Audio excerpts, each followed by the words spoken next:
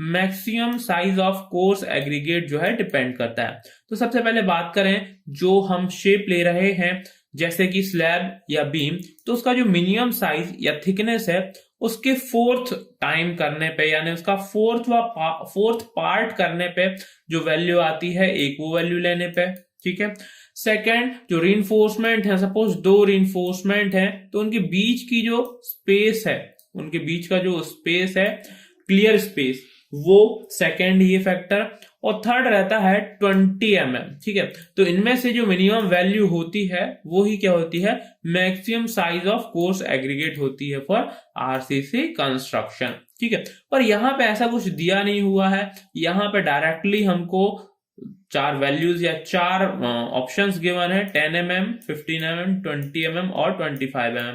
तो यहाँ पे क्योंकि दूसरी इंफॉर्मेशन हमें अवेलेबल है नहीं, तो हम यहाँ पे गिवन इंफॉर्मेशन पे ही वर्क कर सकते हैं, ठीक है।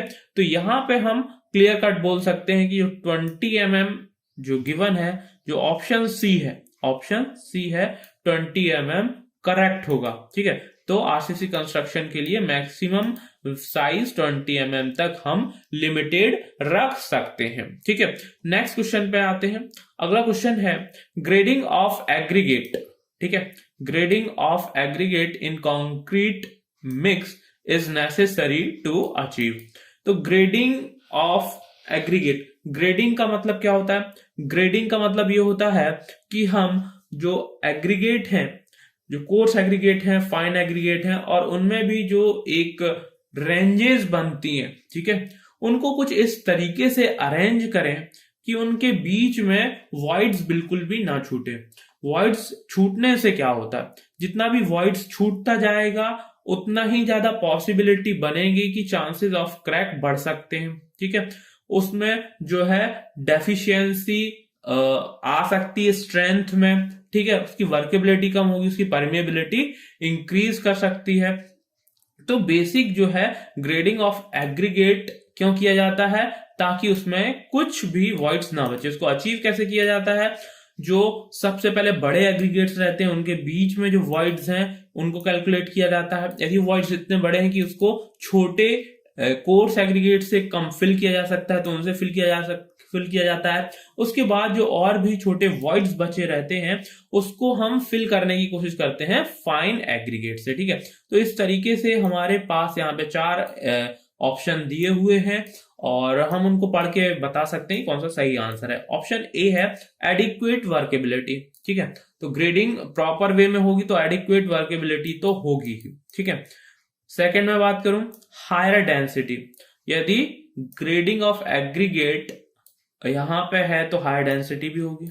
ऑप्शन सी है रिडक्शन ऑफ वॉइड्स, ठीक है।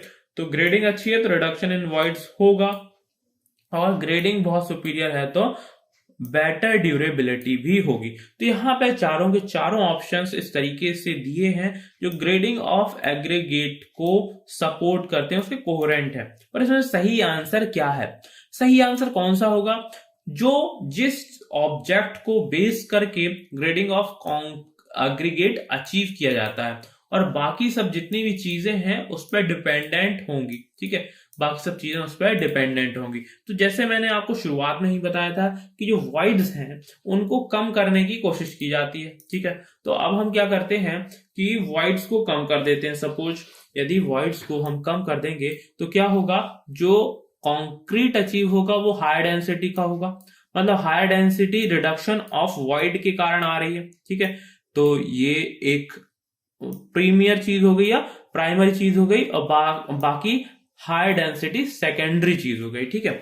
अब यदि रिडक्शन इन वॉइड्स है, यदि बहुत ही कम वॉइड्स हैं तो एडिक्वेट वर्केबिलिटी भी अचीव होगी, ठीक है, ये भी पॉसिबल है, और बेटर ड्यूरेबिलिटी भी अचीव होगी, क्योंकि ऐसे बहुत ही सारे जो फैक्टर्स हैं, यदि हम रिडक्शन इन वॉइड्स कर देते हैं तो इसकी परमेबिलिटी भी कम हो जाएगी, इसमें जो इंट्रूजन ऑफ एक्सटर्नल मटेरियल्स है जो इसको डेटोरेट कर सकता है कंक्रीट को, वो भी क्या हो जाते हैं, उनका भी इनग्रेस होना कम हो जाता है।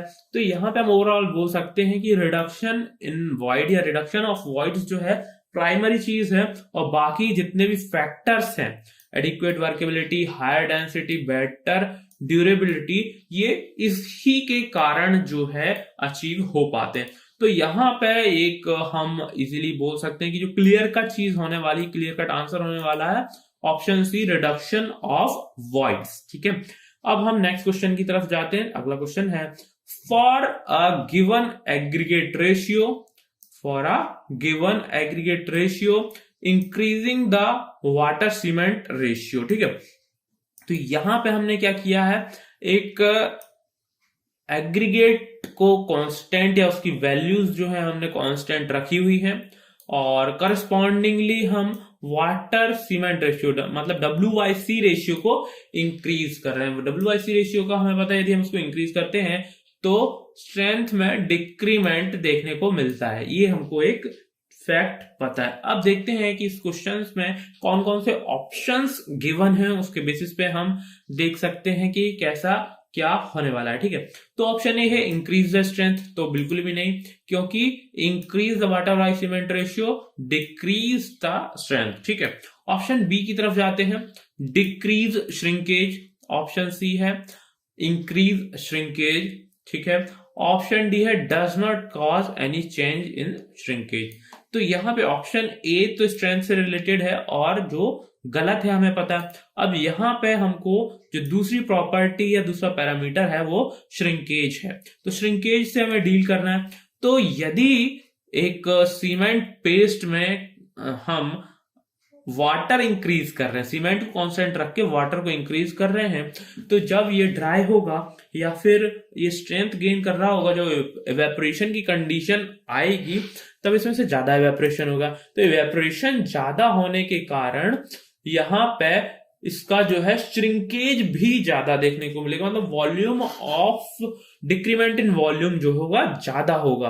तो यहां पे डिक्रीज श्रिंकेज भी गलत होगा, does not cause any change in shrinkage भी गलत होगा, और सही होगा इंक्रीजेज श्रिंकेज। ठीक है, तो यहां पे ऑप्शन सी एकदम करेक्ट है। ठीक है, ऑप्शन सी एकदम करेक्ट है, option C is the correct answer of this question.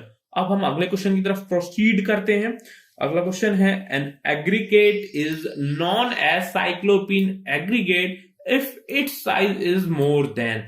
तो यहां पे ये जो एक क्वेश्चन हो जाता है साइक्लोपीन एग्रीगेट वाला, थोड़ा फैक्चुअल क्वेश्चन है।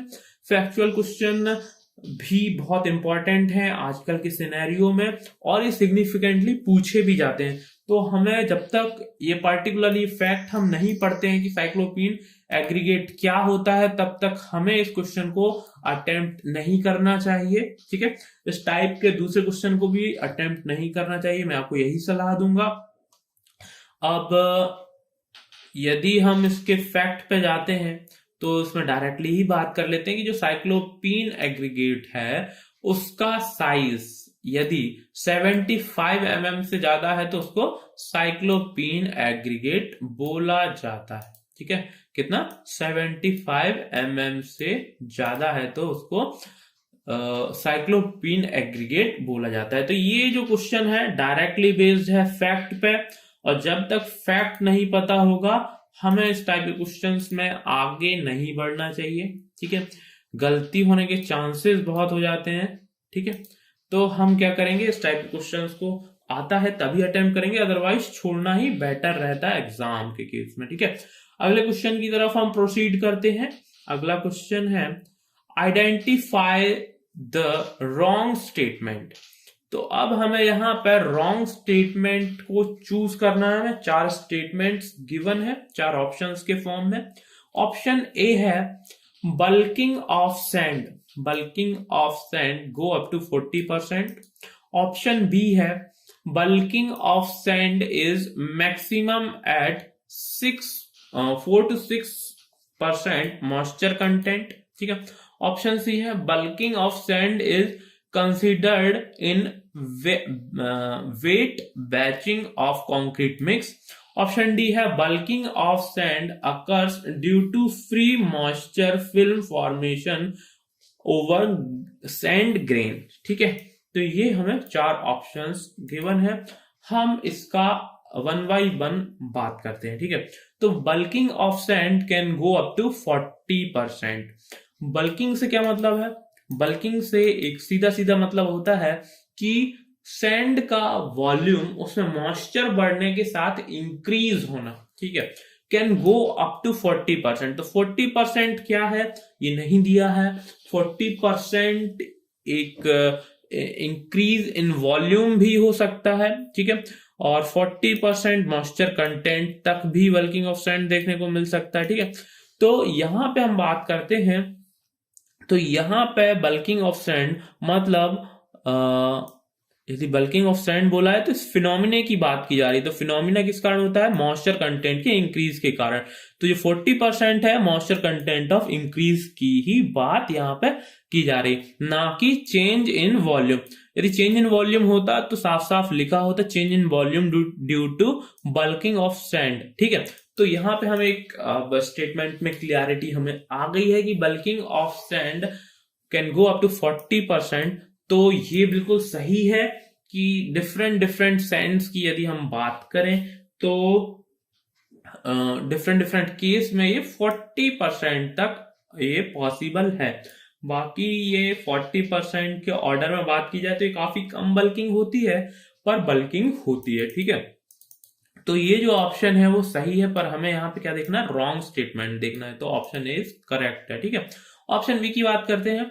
Bulking of sand is maximum at 4 to 6% moisture content, ठीक है।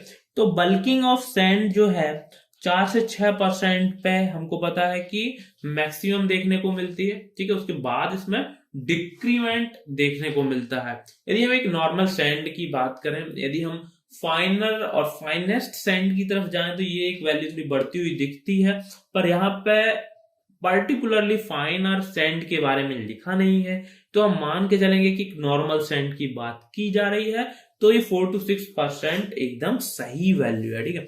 तो ये भी सही है, पर हमें रॉन्ग स्टेटमेंट देखना है। ऑप्शन सी पे जाते हैं।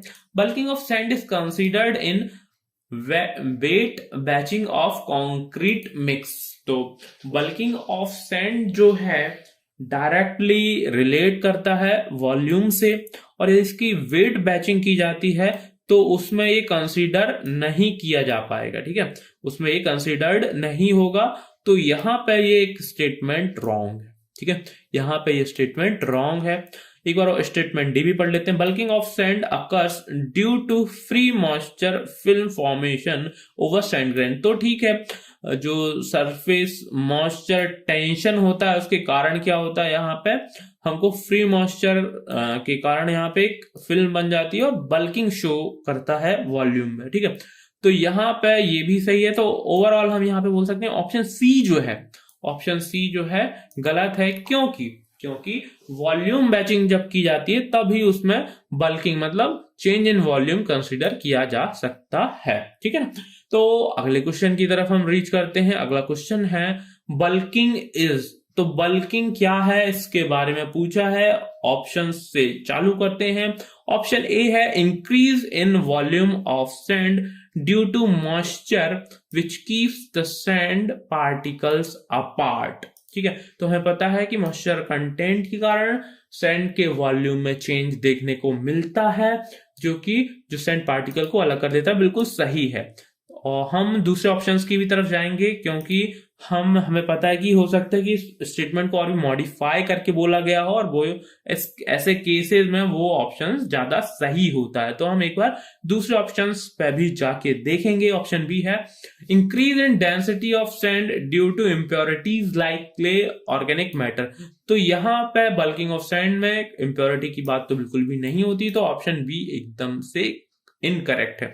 ऑप्शन सी की बात करते हैं rhyming of sand so that it occupies minimum volume. तो रैमिंग भी नहीं की जाती है सैंड की, ठीक है। ऑप्शन डी की बात करें कॉम्पैक्टिंग ऑफ सैंड। तो सैंड का कॉम्पैक्शन से भी कुछ लेना देना नहीं होता है।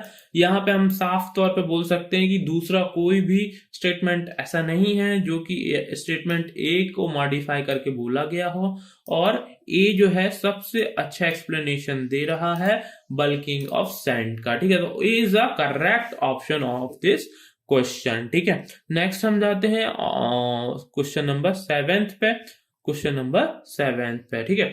7 है, if fineness modulus of sand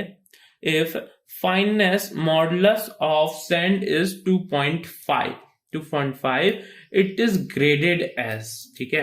तो इट इज ग्रेडेड एज, तो हमें पता है कि जो फाइनेस मॉडुलस है वो डिपेंड करता है, यदि उसकी वैल्यू 2.5 है, ठीक है, 2.5 है, तो ये किस साइज को शो करेगा?